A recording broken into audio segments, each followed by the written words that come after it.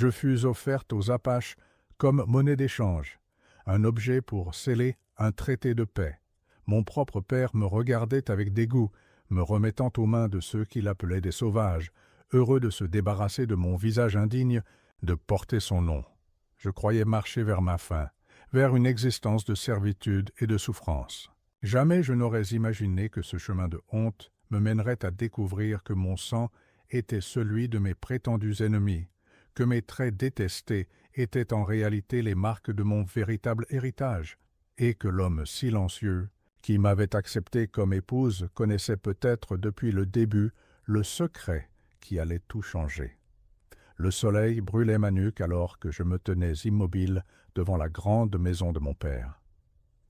Les ombres s'étiraient comme des doigts accusateurs sur la terre poussiéreuse, et le vent soulevait mes cheveux noirs, ses cheveux trop foncés pour une fille de Don Miguel Vargas. Les domestiques évitaient mon regard, comme si ma disgrâce était contagieuse.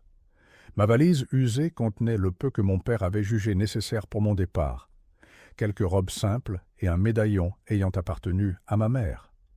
Le silence était plus oppressant que la chaleur, un silence lourd de non-dits et de honte. Les hommes à cheval attendaient à distance respectueuse, immobiles comme des statues de bronze sous le soleil impitoyable. Leur chef, celui qu'on appelait Nahuel, restait en retrait, son visage impassible, ne trahissant aucune émotion à la vue de sa future épouse. Ses yeux sombres me scrutaient sans jugement apparent, mais je baissais les miens, habitué à cacher mes traits que tous dans ma famille considéraient comme une aberration. Don Miguel sortit enfin de la maison, sa silhouette imposante projetant une ombre qui m'engloutit totalement. Sa voix résonna, froide et détachée, comme s'il parlait de bétail et non de sa fille. Il expliqua au chef Apache que j'étais le gage de paix entre nos peuples, que cette alliance garantirait la tranquillité sur ces terres. Ces mots me transperçaient comme des lames de glace, chaque syllabe me rappelant que je n'avais jamais été sa fille, mais une charge, une honte vivante dont il se débarrassait enfin. Ma tante Isabella observait la scène depuis la véranda, son visage figé dans une expression de satisfaction à peine dissimulée. Depuis la disparition de ma mère, elle avait pris sa place dans la maison et dans le cœur de mon père, me rappelant constamment que mes traits étrangers étaient une insulte à la lignée des Vargas. Elle se délectait de me voir partir, emportant avec moi le souvenir gênant de la femme que mon père avait autrefois aimée. Les servantes murmuraient entre elles, pensant que je ne pouvais les entendre. Elles parlaient de malédiction, de sang impur, de traits qui ne correspondaient pas à ceux des Vargas. Une rumeur persistante courait que ma mère avait été infidèle, que je portais le sang d'un autre homme. Personne n'osait le dire ouvertement, mais les regards fuyants et les mots chuchotés avaient construit la prison invisible dans laquelle j'avais grandi. Le chef Apache descendit finalement de son cheval, s'approchant de moi avec une démarche souple et assurée. Il ne souriait pas, mais ses yeux ne portaient donc pas le dégoût auquel j'étais habitué. Il me tendit la main, un geste simple qui me figea sur place. Jamais on ne m'avait offert la main, comme à une égale. Mon père me poussa légèrement en avant, impatient de conclure cette transaction humaine. La main de Nahuel était chaude et calleuse, celle d'un homme habitué au travail et aux armes.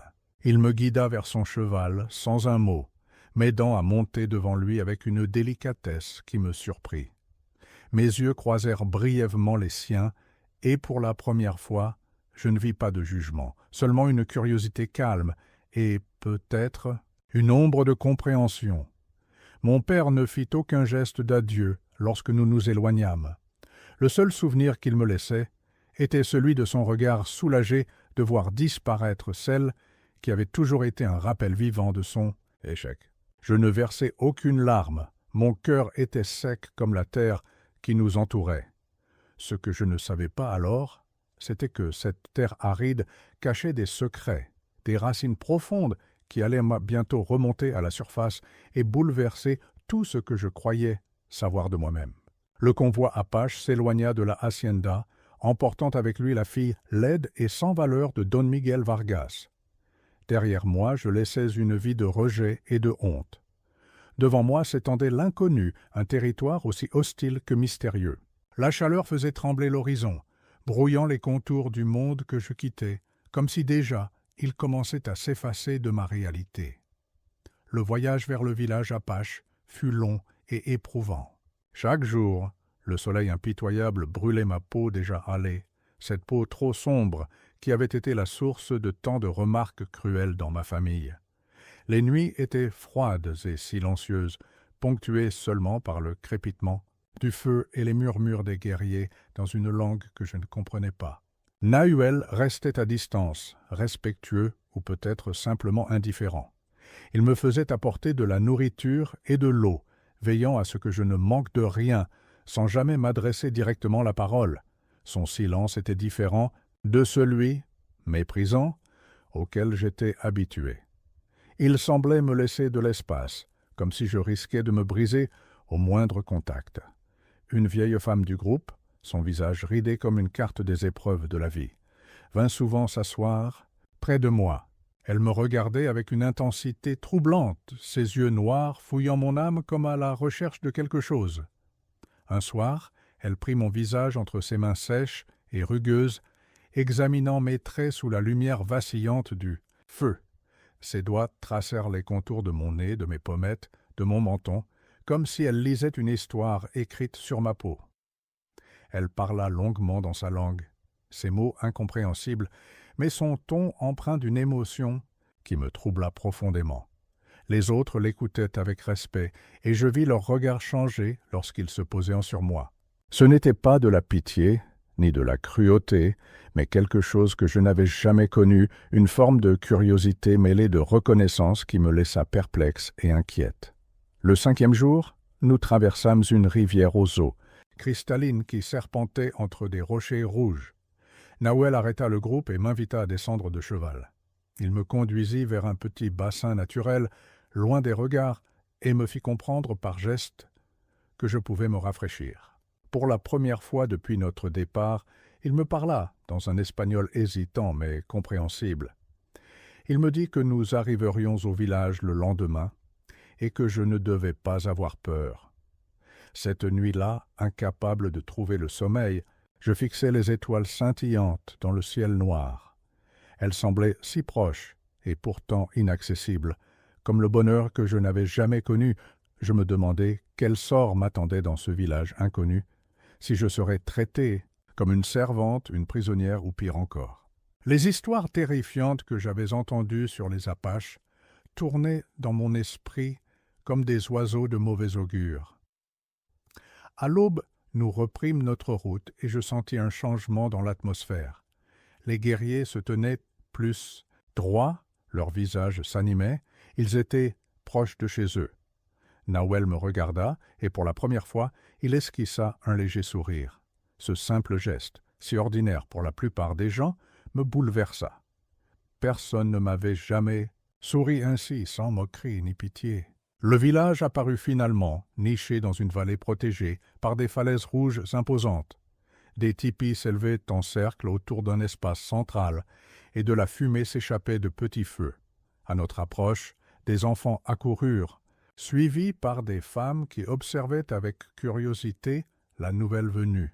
Je me recroquevillai instinctivement, attendant les regards de dégoût auxquels j'étais habitué. Mais ces regards ne vinrent pas. Les femmes m'examinaient avec curiosité, certaines chuchotant entre elles, mais sans la malveillance que j'avais toujours connue. Une jeune fille s'approcha même de moi, touchant timidement ma robe avec fascination. Nahuel me présenta à une femme âgée que je compris être sa grand-mère et la matriarche du clan. Elle me dévisagea longuement, ses yeux ridés s'attardant sur chacun de mes traits. Elle prononça quelques mots, et je vis une onde de surprise parcourir l'assemblée. Nahuel se tourna vers moi, son visage soudain grave. Il me dit que je resterai dans le tipi de sa grand-mère jusqu'à la cérémonie qui ferait de moi sa femme. Ses paroles étaient simples, dénuées de passion ou d'enthousiasme, comme s'il accomplissait simplement un devoir. Cette nuit-là, allongé sur une couche de fourrure dans le tipi de la vieille femme, j'écoutais les bruits étranges du village, si différents de ceux de la hacienda. Des chants lointains, le battement rythmé des tambours, les cris des enfants qui jouaient malgré l'heure tardive. La grand-mère de Nahuel s'affairait autour du feu, préparant une infusion d'herbes dont l'arôme amer emplissait l'espace confiné. Elle me tendit une tasse en écorce, m'invitant par geste à boire. Le liquide était amer et étrangement réconfortant. Alors que la fatigue m'envahissait, je crus voir dans ses yeux une lueur de reconnaissance qui raviva ma confusion. Dans ma semi-conscience, je me demandais pourquoi cette femme me regardait, comme si elle me connaissait, comme si j'étais quelqu'un d'important, et non la fille laide et sans valeur que j'avais toujours été. Dans les jours qui suivirent, je découvris une communauté bien différente de ce que j'avais imaginé. Les femmes m'enseignaient leurs tâches quotidiennes. Patiente avec ma maladresse et mon ignorance, je montrais en retour mes talents de couturière, hérités de ma mère, qui suscitaient leur admiration. Lentement, je commençais à comprendre quelques mots de leur langue, à saisir les codes et les rituels qui rythmaient leur vie. Nahuel restait distant mais attentif, veillant de loin sur moi comme on surveille un objet précieux mais fragile. Un soir, alors que je retournais au tipi après avoir aidé à la préparation du repas, je surpris une conversation entre lui et sa grand-mère. Mon nom fut prononcé, suivi de mots que je ne comprenais pas, mais l'intensité de leur échange me troubla profondément. Il semblait discuter de quelque chose d'important me concernant, un secret peut-être, qui planait au-dessus de moi comme un nuage menaçant. Un mois s'était écoulé depuis mon arrivée au village Apache. Mes mains autrefois douces portaient maintenant les marques du travail quotidien, et ma peau avait bruni sous le soleil implacable. Je n'étais plus la jeune fille fragile et terrifiée du premier jour. Les femmes du village m'appelaient désormais Itzel Taya, ce qui signifiait, m'avait-on expliqué, la lumière sur la roche, un nom qui me touchait profondément après une vie passée dans l'ombre de la honte. Ce matin-là, alors que je triais des herbes médicinales avec la grand-mère de Nahuel, un messager arriva au village, un homme blanc portant l'uniforme poussiéreux des éclaireurs de la frontière. Il demanda à parler à Nahuel, lui remettant un paquet enveloppé dans un tissu usé. Les nouvelles semblaient graves, car le visage habituellement impassible de Nahuel se durcit, ses yeux s'assombrissant comme le ciel avant l'orage. Plus tard, Nahuel me fit appeler. Il me conduisit à l'écart du village, près d'un petit ruisseau où les femmes venaient parfois laver le linge. Son visage était grave, ses gestes empreints d'une solennité inhabituelle. Il me tendit le paquet que le messager avait apporté. Un journal relié de cuir, usé par le temps et les manipulations, en émergea lorsque je défis le tissu qui le protégeait. Je reconnus immédiatement l'écriture élégante qui couvrait les pages jaunies. Celle de ma mère, cette femme dont le souvenir s'estompait un peu plus chaque jour dans mon esprit. Mon cœur se serra en touchant ces pages. Dernier lien tangible avec celle qui m'avait mise au monde, puis abandonnée si tôt. Nahuel m'expliqua que le messager avait apporté la nouvelle du décès de ma tante Isabella, et que parmi ses affaires, on avait trouvé ce journal, avec instruction de me le remettre. Les mains tremblantes, je commençai à lire. Les premiers passages parlaient de la vie à la hacienda, des difficultés d'être l'épouse d'un homme aussi puissant et intransigeant que Don Miguel Vargas. Puis, les pages révélèrent une vérité qui me coupa le souffle. Ma mère racontait sa rencontre lors d'une attaque de la hacienda par des Apaches, avec un jeune guerrier qui l'avait épargné alors qu'il aurait pu la tuer. Elle décrivait la fascination qu'il avait exercée sur elle, sa gentillesse inattendue, les rencontres secrètes qui avaient suivi pendant des mois. Je lisais incrédule le récit de leur amour interdit, de leur rendez-vous clandestin au bord de la rivière qui séparait les terres des Vargas du territoire apache. Ma mère écrivait avec une passion que je n'aurais jamais soupçonnée chez cette femme silencieuse et triste dont je gardais un vague souvenir.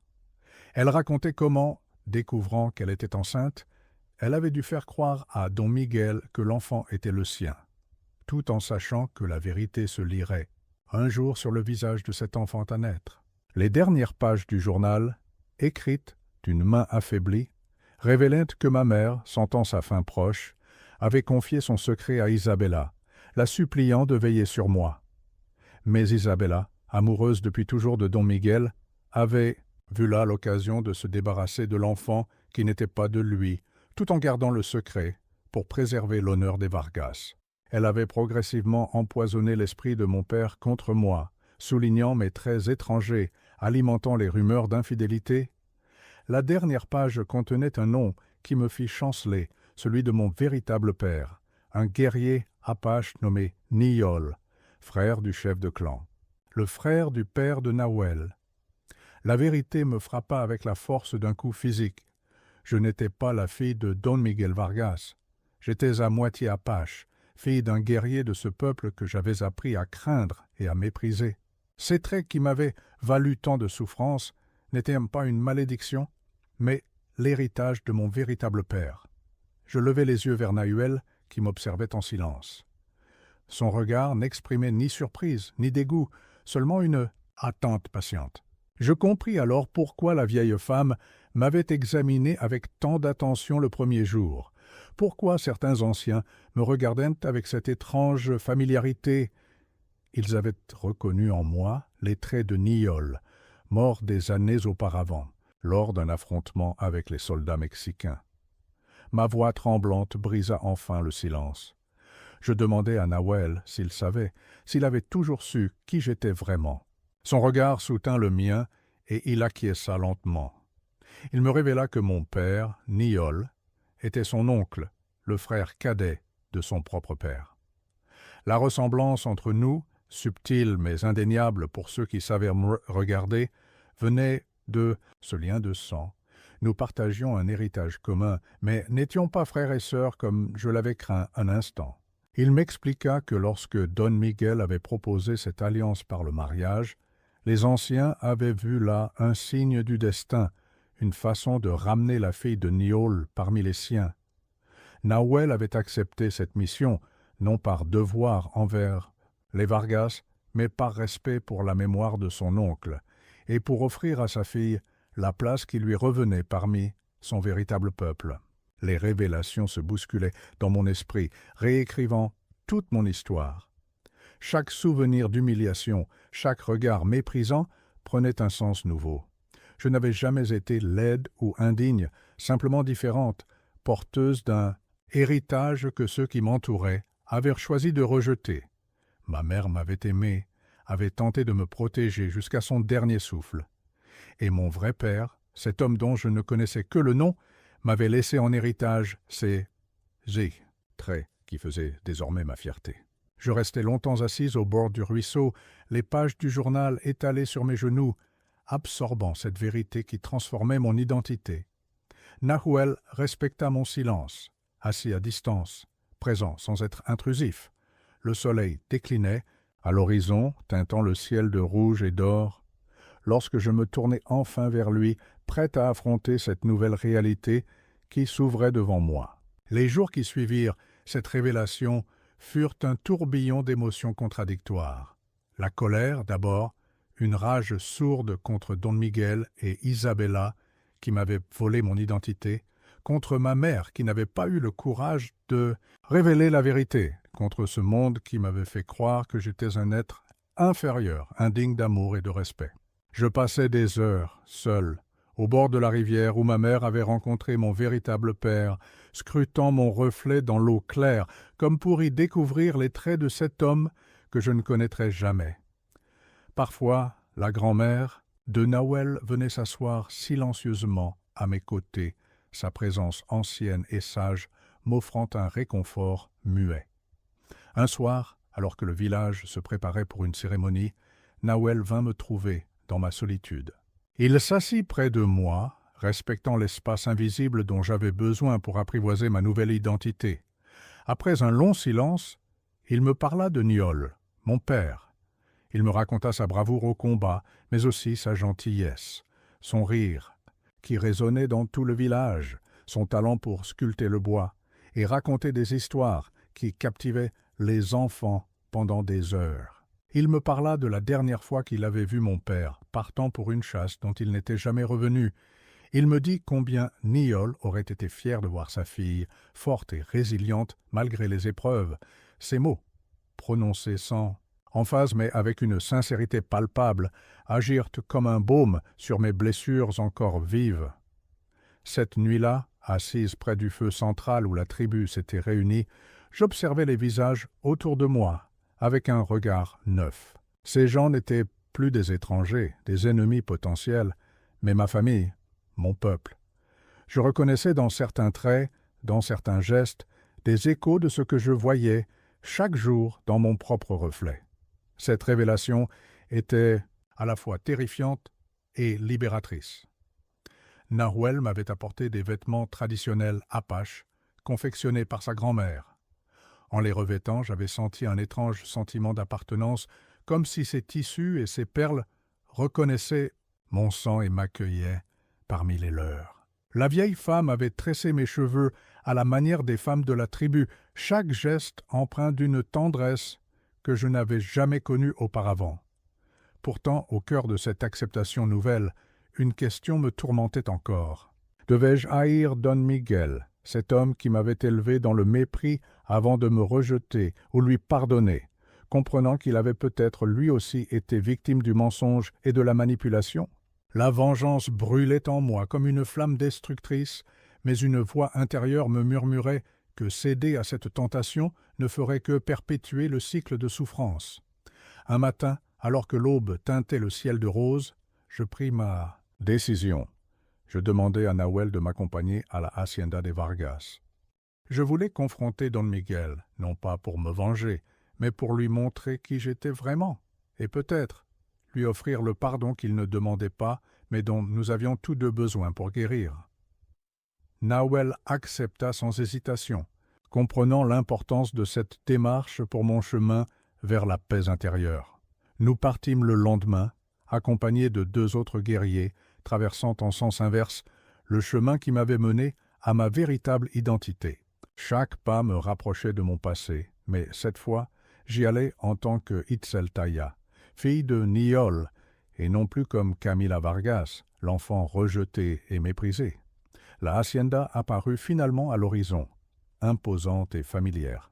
Ses murs blancs éclatants sous le soleil de midi, mon cœur battait à tout rompre dans ma poitrine, mélange de peur et de détermination.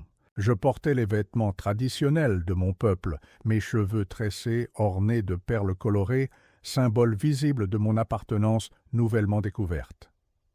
Les gardiens à l'entrée nous regardèrent approcher avec méfiance, leurs mains se crispant sur leurs armes. Je m'avançai, parlant en espagnol, demandant à voir Don Miguel Vargas. Mon assurance les décontenança, et après un moment d'hésitation, l'un d'eux partit porter le message à la maison principale, nous laissant attendre sous la surveillance vigilante des autres. Don Miguel apparut finalement sur le porche, son visage vieilli et marqué par le chagrin. La mort d'Isabella l'avait profondément affecté, creusant des sillons nouveaux sur son front autoritaire. Il me regarda longuement, la confusion se lisant dans ses yeux. Je vis le moment exact où il me reconnut, la stupéfaction qui déforma ses traits lorsqu'il comprit que cette femme fière, vêtue en apache, était celle qu'il avait rejetée et donnée comme un objet sans valeur. Je m'avançai seul, laissant Nahuel et les guerriers en retrait. Chaque pas était délibéré, chargé du poids de mon histoire et de ma nouvelle identité. Don Miguel descendit les marches, s'arrêtant à quelques pas de moi. De près, je pouvais voir les ravages que le temps et peut-être les remords avaient causés sur son visage, autrefois si sûr de lui. Sa voix, lorsqu'il prononça mon ancien nom, était hésitante, presque un murmure. Je secouai doucement la tête, lui expliquant que je m'appelais désormais Itzeltaya et que j'étais venu lui apporter le journal de ma mère. Je vis la peur traverser son regard lorsque je mentionnais ce document, preuve tangible des mensonges sur lesquels sa vie avait été construite. Nous nous installâmes sous la véranda, là même où Isabella m'avait si souvent humilié. Les servantes nous apportèrent des rafraîchissements, leurs yeux s'attardant avec curiosité sur mes vêtements, sur la transformation évidente de celle qui avait quitté ces lieux comme une paria et revenait comme une étrangère digne de respect. Je parlais longuement, racontant à Don Miguel ce que j'avais découvert, ma véritable filiation, les manipulations d'Isabella, qui avait exploité sa douleur et sa fierté pour nous séparer. Je lui montrai les passages du journal où ma mère exprimait sa culpabilité, son amour pour son enfant à naître, sa peur de la vérité. Je lui parlais de mon père, Niol, non pas comme un ennemi, mais comme un homme qui avait aimé sincèrement et qui m'avait transmis un héritage dont j'étais désormais fier. Don Miguel écouta en silence, son visage se transformant au fil de mon récit. La colère d'abord, puis l'incrédulité, et finalement une profonde tristesse. Lorsque je terminai, il resta longtemps silencieux, fixant l'horizon comme pour y chercher des réponses que personne ne pouvait lui donner. Puis, avec une humilité que je ne lui avais jamais connue, il me demanda pardon. Non pas pour m'avoir rejeté, dit-il, car il comprenait maintenant que ce rejet m'avait mené vers mon véritable destin, mais pour n'avoir pas su voir au-delà des apparences, pour avoir laissé la haine et les préjugés obscurcir son jugement. Il me parla de ma mère, avec une tendresse qui me surprit, évoquant leur bonheur initial, puis le fossé qui s'était creusé entre eux après ma naissance, un fossé qu'Isabella avait habilement élargi. Notre conversation se prolongea jusqu'au crépuscule, dévoilant des vérités longtemps enfouies, pansant des blessures anciennes, sans effacer complètement leurs cicatrices. Don Miguel m'offrit de rester, de reprendre ma place dans cette maison, qui avait été la mienne. Sa proposition était sincère, mais nous savions tous deux qu'elle venait trop tard. Je lui expliquai que ma place était désormais parmi les Apaches, auprès de ceux qui m'avaient accepté sans condition, qui avaient reconnu en moi le sang de l'un des leurs. Je lui parlais de Nawel, de son respect, de sa patience, du lien qui grandissait entre nous. Je lui dis que nous étions venus aussi pour annoncer notre union prochaine, selon les rituels de notre peuple. Don Miguel acquiesça, comprenant que certaines séparations sont définitives, que certains chemins, une fois divergents, ne peuvent se rejoindre. Dans un geste qui me toucha profondément, il se leva et alla chercher dans sa chambre un coffret en bois précieux. Il en sortit un collier d'argent et de turquoise qui avait appartenu à ma mère, me l'offrant comme un symbole de bénédiction pour ma nouvelle vie. Avant notre départ, il insista pour me remettre une partie des terres à la frontière de nos territoires, celle-là même où ma mère et Niol s'étaient rencontrés. Ces terres, dit-il, seraient un pont entre nos deux mondes, un lieu où peut-être, avec le temps, la haine et les préjugés pourraient céder la place à la compréhension et au respect mutuel. Le soleil se couchait lorsque nous quittâmes la hacienda, ses derniers rayons illuminant la silhouette solitaire de Don Miguel sur le porche. Je ne ressentais ni triomphe, ni amertume, seulement la paix tranquille de celle qui a trouvé sa place dans le monde et fait la paix avec son passé. Sur le chemin du retour, chevauchant aux côtés de Nawel sous un ciel étoilé, je compris que la véritable force ne vient pas de la vengeance ou de la haine, mais de la capacité à pardonner, à transformer la souffrance en sagesse, à construire sur les ruines du passé un avenir différent. La fille rejetée, celle qui se cachait dans l'ombre de sa propre honte, avait disparu à jamais. À sa place chevauchait Itzeltaya, la lumière sur la roche, portant fièrement l'héritage de ces deux mondes. 5 années se sont écoulées, depuis ma confrontation avec Don Miguel Vargas. Les saisons ont défilé, transformant le paysage extérieur comme elles ont transformé mon âme. Le petit pont de bois qui enjambe la rivière séparant les terres des Vargas du territoire apache est devenu un symbole de réconciliation, un lieu d'échange où les deux peuples se rencontrent pour commercer, partager des connaissances et parfois simplement pour parler. Dans notre village, les enfants jouent sous le soleil généreux, leur rire cristallin s'élevant vers le ciel comme une prière de gratitude. Parmi eux, mon fils de 4 ans, Niol, nommé en l'honneur de mon père. Ses yeux sombres et vifs reflètent la sagesse ancienne de son héritage apache, tandis que son sourire lumineux me rappelle parfois celui de ma mère, créant un pont invisible entre les générations. Nawel et moi avons construit notre foyer à la lisière du village, près d'un ruisseau aux eaux claires, où les saules pleurent leurs branches vers le courant. Notre union, célébrée selon les traditions de notre peuple, a scellé non seulement notre amour, mais aussi mon appartenance définitive à cette communauté qui m'a accueilli sans réserve. Don Miguel est venu une fois, porté par la curiosité de voir l'enfant né de cette union improbable. Son visage, marqué par l'âge et les regrets, s'était adouci à la vue du petit garçon qui portait en lui le sang des deux familles.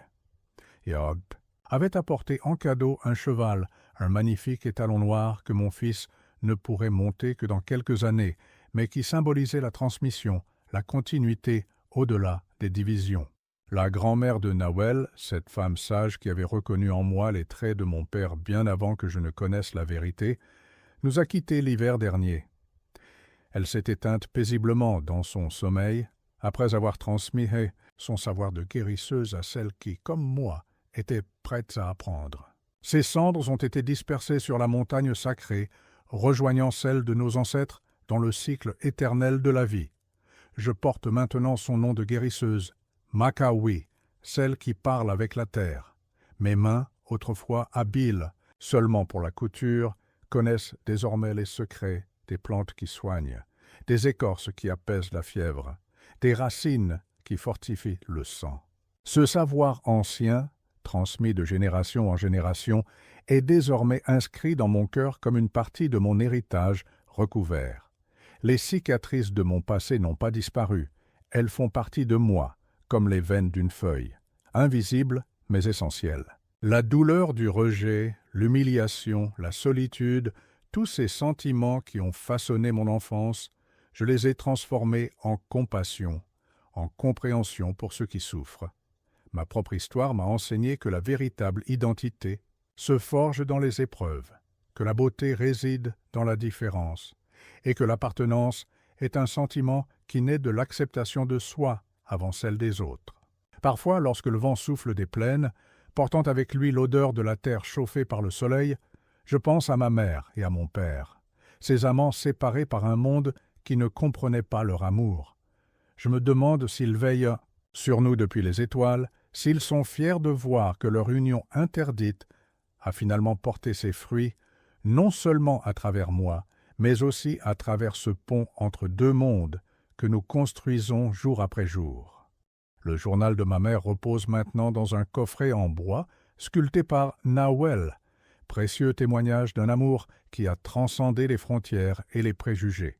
Je le relis parfois, non plus avec amertume, mais avec gratitude pour cette femme qui, malgré sa fragilité et ses erreurs, m'a aimé suffisamment pour espérer pour moi un avenir meilleur que celui qu'elle avait connu. La route a été longue depuis ce jour où je me tenais, tremblante et désespérée, devant la hacienda des Vargas, attendant d'être livré à ceux que je croyais être mes ennemis. Le destin a de ces ironies qui, avec le recul, semblent presque préméditées, comme si une main invisible guidait nos pas vers la vérité qui nous attend, patiente, au bout du chemin. Aujourd'hui, je suis Itzeltaya, la lumière sur la roche, celle qui brille même dans les ténèbres. Je suis Makawi, celle qui parle avec la terre et écoute ses secrets. Je suis la fille de Rosa Vargas et de Niol, portant en moi le sang et l'héritage de deux mondes autrefois opposés. Je suis l'épouse de Nawel, la mère de son fils, tissant jour après jour les fils d'une histoire nouvelle, où la différence n'est plus une malédiction, mais une bénédiction. Et lorsque mon fils me demande, dans son langage d'enfant, pourquoi ses yeux sont si noirs alors que ceux de certains enfants du village sont plus clairs, je lui raconte l'histoire de ses grands-parents, de leur amour plus fort que les barrières érigées par les hommes. Je lui parle des deux sangs qui coulent dans ses veines, non pas comme une division, mais comme une richesse, un pont entre deux mondes qu'il contribuera, à sa manière, à rapprocher.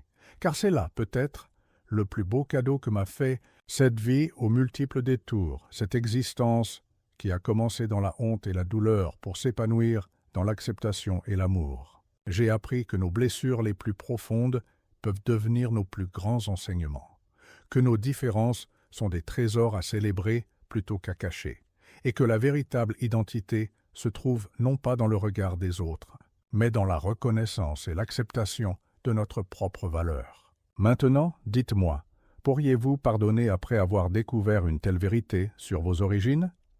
Que feriez-vous si vous découvriez que toute votre vie était un mensonge?